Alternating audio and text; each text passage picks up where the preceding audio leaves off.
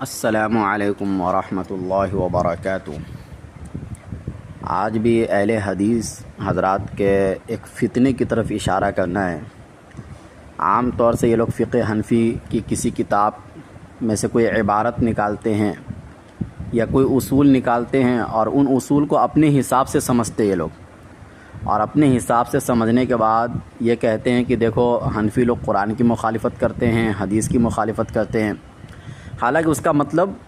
سارے احناف کچھ اور ہی سمجھ رہے ہوتے ہیں، یعنی جن کے گھر کی کتابیں ہیں انہوں نے تو مطلب کچھ اور سمجھا ہے، لیکن دوسرے حضرات اس کا مطلب کچھ اور سمجھتے ہیں، اور وہ انہوں نے جو سمجھا اسی مطلب کو ہمارے پر تھوپتے ہیں اور اسی کو لے کر اعتراض کرتے ہیں۔ اس کی ایک مثال ہے، عام طور سے یہ لوگ امام ابو الحسن الکرخی رحمۃ اللہ علیہ نے اصول کے اوپر جو کتاب لکھی، اس کتاب کے اندر ایک اصول انہوں نے ذکر کیا کہ ہر وہ آیت جو ہمارے اصحاب کے قول کے خلاف ہو تو اس کو نسخ پر محمول کیا جائے گا یا ترجیح پر محمول کیا جائے گا۔ اور دوسری جگہ فرمایا کہ ہر وہ خبر جو ہمارے اصحاب کے خلاف آئے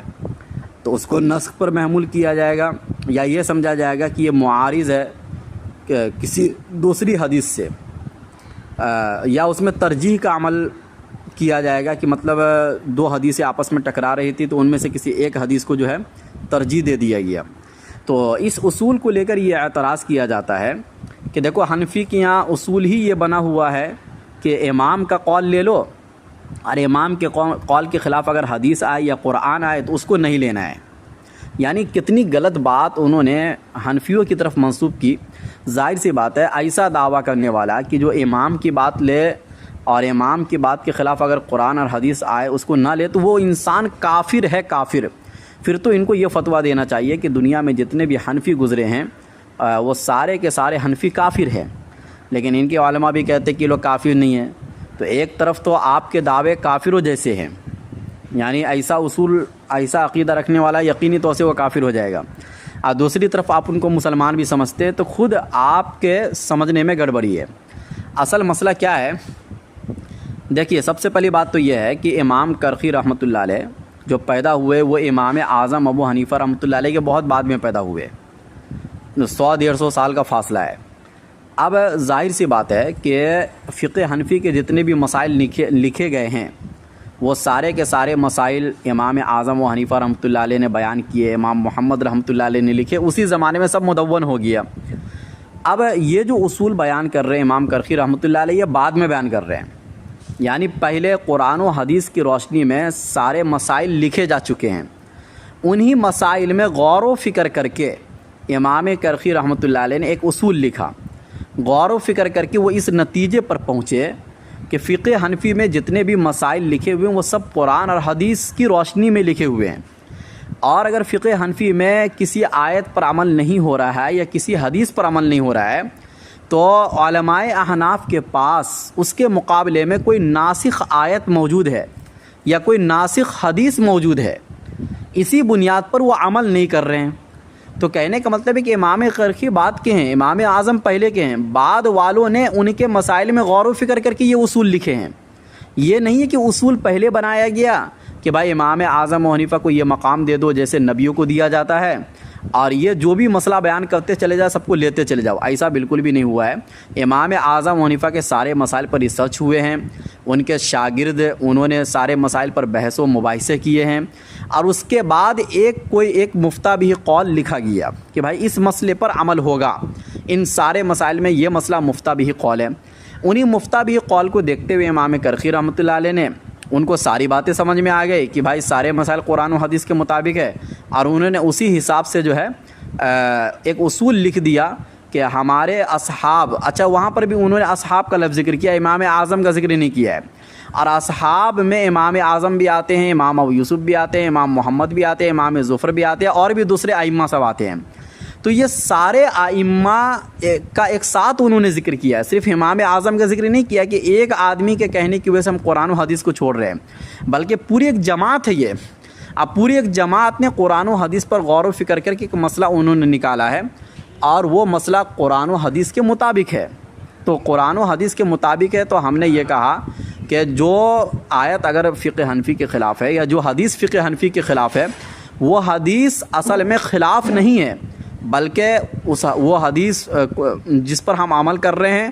وہ ناسخ ہے، اور اس کے مقابلے میں جو حدیث ہے وہ منسوخ ہے۔ اور یہی سارے ائمہ یہی کرتے ہیں، امام شافعی بھی یہی کرتے ہیں، امام مالک بھی یہی کرتے ہیں، امام احمد بن حنبل بھی یہی کرتے ہیں، بلکہ اہل حدیث حضرات بھی یہی کرتے ہیں، کیونکہ ساری حدیثوں پر تو عمل ممکن ہے ہی نہیں۔ اب میں اس کی چل مثال پہلے دے دوں،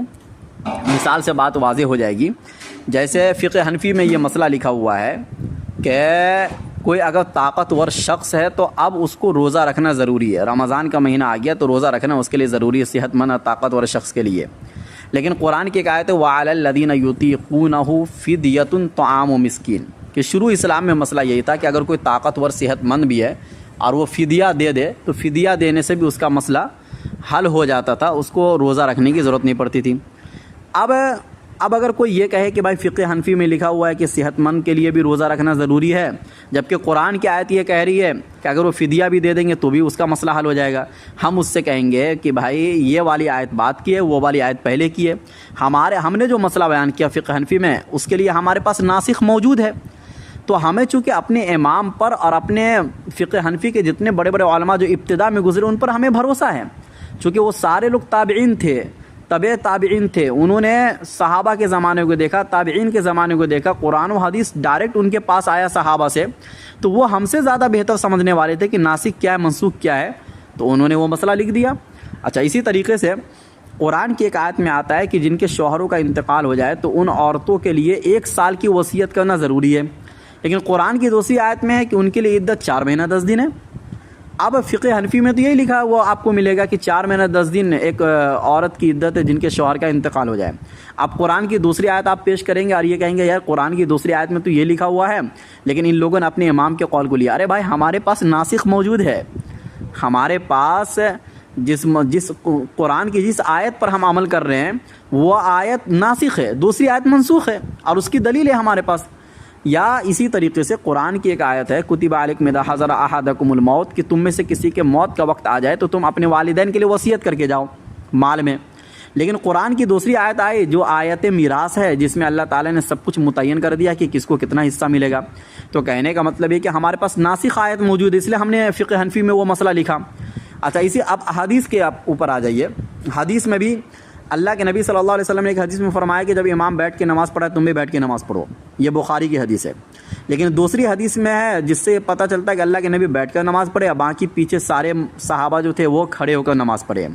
اور یہ اللہ کے نبی کا آخری عمل ہے۔ اب فقہ حنفی میں اگر یہ مسئلہ لکھا ہوا آپ کو مل جائے کہ امام اگر بیٹھ کے نماز پڑھائے تو مقتدی کھڑے ہو کر نماز پڑھیں گے تو آپ دوسری حدیث پیش نہیں کر سکتے کہ فقہ حنفی کا مسئلہ حدیث کے خلاف ہے۔ بھائی، ہمارے پاس ناسخ موجود ہے، اس حدیث پر عمل نہ کرنے کے ہمارے پاس جو ہے ناسخ موجود ہے، اور ہم نے ناسخ آیتوں پر عمل کیا ہے۔ یا اسی طریقے سے حدیث کے اندر یہ آتا ہے کہ الوضوء مما مست النار، کہ وضو کھانے پینے والی چیزوں سے بھی کرنا ضروری ہے، اور دوسری حدیث میں یہ آیا کہ نہیں، کھانے پینے والی چیزوں سے وضو نہیں ٹوٹتا ہے، اور فقہ حنفی میں یہی مسئلہ آپ کو لکھا ہوا ملے گا۔ تو آپ دوسری حدیث پیش نہیں کر سکتے کہ بھائی دوسری حدیث میں تو وہ لکھا ہوا ہے کہ کھانے پینے کی چیزوں سے وضو ٹوٹ جاتا ہے۔ تو کہنے کا مطلب یہ ہے کہ فقہ حنفی میں جو بھی مسئلہ لکھا ہوا ہے ہمارے پاس اس کے لیے ناسخ آیت موجود ہے، ناسخ آیت موجود ہے۔ جب ہمارے پاس ناسخ آیت موجود ہے تو ہمیں کوئی ٹینشن نہیں ہے، ہمیں اپنے امام پر اعتماد اور بھروسہ ہے، اور اس بھروسے کی وجہ سے ہم نے یہ کہا کہ ہمارا جو بھی مسئلہ ہے، اگر ہمارے فقہ حنفی کے خلاف اگر کوئی حدیث آپ کو نظر آتی ہے تو یا یہ کہ قرآن کی کوئی آیت نظر آتی ہے تو مطلب یہ نہیں کہ وہ خلاف ہے، مطلب یہ ہے کہ اس آیت پر عمل نہ کرنے کی یا اس حدیث پر عمل نہ کرنے کی ہمارے پاس ناسخ موجود ہے، دلائل موجود ہے، جس کی بنیاد پر ہم نے یہ فیصلہ کیا۔ تو جو مطلب آپ نے سمجھا وہ مطلب تو ہم نے نہیں سمجھا ہے، اور فقہ حنفی کا کوئی بھی مسئلہ ایسا نہیں ہے جو قرآن کے خلاف ہو یا حدیث کے خلاف ہو، ایسا کہیں بھی نہیں ہے۔ تو گویا کہ اس قول کا ظاہری مطلب مراد نہیں ہے کہ اگر کوئی قرآن کی آیت ہو یا کوئی حدیث ہو تو اس کے مقابلے میں صرف امام اعظم کا قول لیا جائے گا، ایسا مطلب ہمارا بالکل بھی نہیں ہے، یہ کوئی بھی حنفی نہیں سمجھتا ایسا۔ یہ بھی واضح ہو گیا کہ امام کرخی کا صحیح منشا یہ ہے کہ وہ یہ بتانا چاہ رہے کہ ائمہ احناف نے اگر قرآن پاک کی کسی آیت کو ترک کیا یا کسی حدیث کو قابل عمل نہیں مانا ہے تو اس کی وجہ یہ ہے کہ ان کی رائے میں قرآن کی آیت منسوخ ہے یا پھر اپنے ظاہر پر نہیں ہے۔ یہی کام سارے ائمہ کرتے ہیں، اہل حدیث بھی یہی کرتے ہیں۔ ائمہ احناف نے کسی مسئلے میں جس پہلو کو اختیار کیا اس کے لیے بھی ان کے پاس قرآن اور حدیث سے دلائل موجود ہے، اور اچھا یہی بات تو امام ابن تیمیہ رحمۃ اللہ علیہ نے اپنی کتاب رفع الملام عن ائمۃ الاعلام انہوں نے کتاب لکھی ہے، اس کے اندر انہوں نے یہی بات ذکر کی ہے کہ جن ائمہ نے کسی آیت کو اگر چھوڑا ہے یا نص کو اگر انہوں نے اس کی مخالفت کی ہے تو اس کی 3 وجہ ہے۔ ایک وجہ یہ ہے کہ ان کا یہ اعتقاد ہی نہیں کہ نبی صلی اللہ علیہ وسلم نے یہ کہا ہے، یا دوسرا یہ کہ ان کا عدم اعتقاد کہ اس مسئلے کا انہوں نے ارادہ کیا ہو،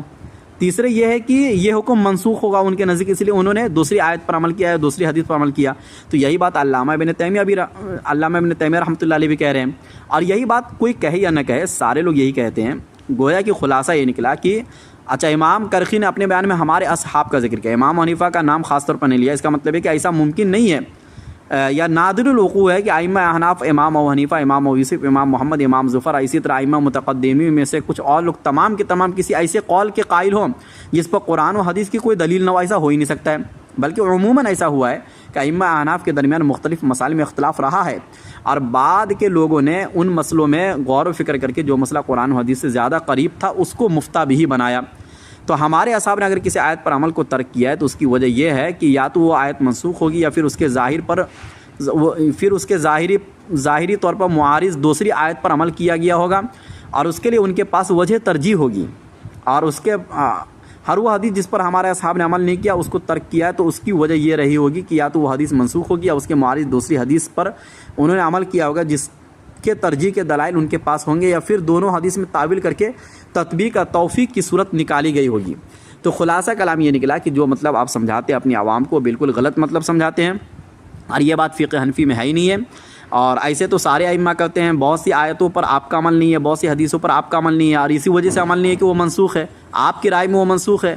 تو ہمارے پاس بھی اس کے دلائل ہوتے ہیں منسوخ ہونے کے یا اس پر عمل نہ کرنے کے، تو دلائل کی روشنی میں اگر کوئی بات ہو رہی ہے تو آپ یہ نہیں کہہ سکتے کہ ان کے نزدیک تو امام کا قول بہت اوپر ہے اور قرآن و حدیث جو ہے ان کے نزدیک نیچے ہے۔ واللہ اعلم بالصواب۔